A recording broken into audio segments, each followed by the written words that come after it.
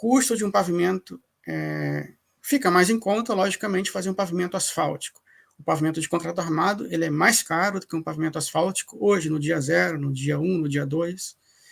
Só que a partir do 3º, 4º, 5º ano, o pavimento asfáltico começa a dar problemas sérios.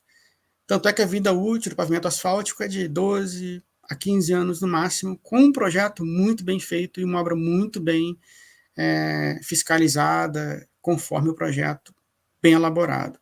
Já o pavimento de concreto, a partir do 5º, 6º ano, ele começa a reverter esse gráfico de custos. Então, ele começa a trazer o benefício. Qual o benefício? De não apresentar fissuras, trincas, como começa a aparecer um pavimento asfáltico. Então, basicamente, comparando os dois, isso é uma teoria clássica. A maioria dos profissionais que trabalham na área sabem que o pavimento asfáltico, depois de um certo tempo, 5, 6 anos, tem uma curva de inflexão, e o pavimento de concreto, ou pavimento rígido, ele começa a ultrapassar em termos de custo-benefício, porque ele não apresenta tantos problemas quanto o do asfáltico. E, por fim, um pavimento de concreto bem dimensionado, bem projetado, executado, vai ter uma vida útil de 30, 50 anos. No Canadá, o que eu tenho ouvido e tenho acompanhado é que as pedreiras, onde você extrai as britas, você extrai as britas para o pavimento de concreto e para o pavimento asfáltico, as pedreiras estão ficando escassas. Então, as fontes de brita, digamos assim, estão ficando escassas no Canadá. Então, o que eles estão fazendo? Eles estão reservando as pedreiras para as estradas mais importantes. E dado essa volatilidade do preço do barril do petróleo, que já há muito tempo vem interferindo no cenário internacional, eles têm começado a abrir os olhos e começado a optar pelo pavimento de concreto, em vez do pavimento asfáltico.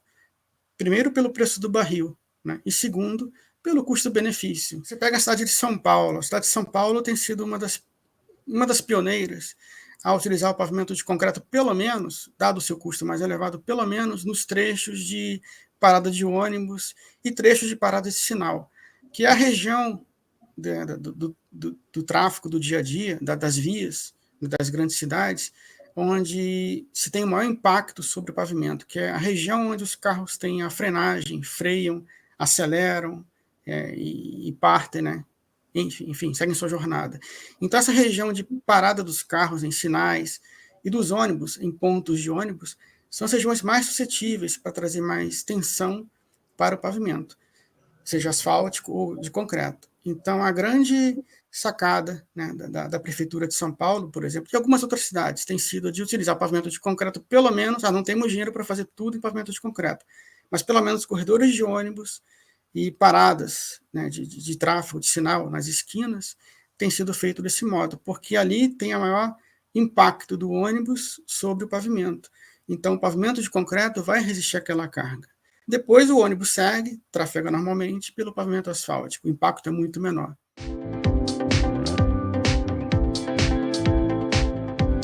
A grande diferença do concreto armado para o concreto simples é que o concreto armado ele vai resistir à tração, esforços de tração, não só de compressão. O concreto em si, o concreto simples, ele resiste um pouquinho de tração.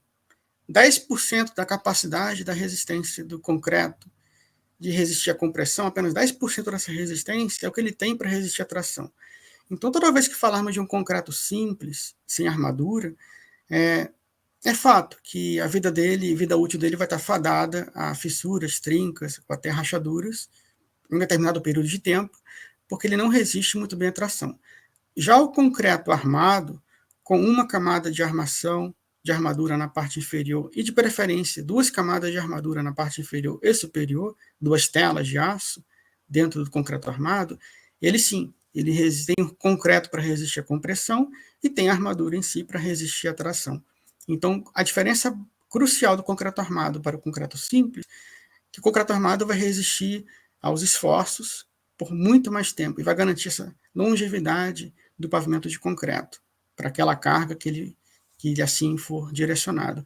E o pavimento de concreto simples, que é mais barato, ele não vai cumprir esse papel, porque ele não vai resistir aos esforços de tração que acontecem devido as cargas de pneus que trafegam sobre os pavimentos. A parte que merece destaque, os pavimentos de concreto, sem sombra de dúvidas, são as áreas industriais, áreas portuárias, em que você tem um grande volume de empilhadeiras, guindastes, carretas, caminhões pesados. Carretas, para você ter uma ideia, na tabela de cargas de veículos, TARA, carga dos veículos pelo DENIT ou DNR, lá não se tem limites para a carreta, tem para caminhões.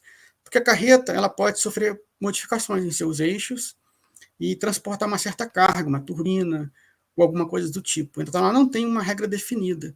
Então, as carretas que trafegam muito em áreas industriais, com essas grandes cargas, elas são muito mais bem servidas por um pavimento de concreto, né, do que um pavimento asfáltico. O pavimento asfáltico não aguentaria tanto tempo esse tráfego pesado de guindastes, carretas, caminhões, empilhadeiras, freando, carregando, descarregando continuamente. Isso gera um estresse seguido de fadiga.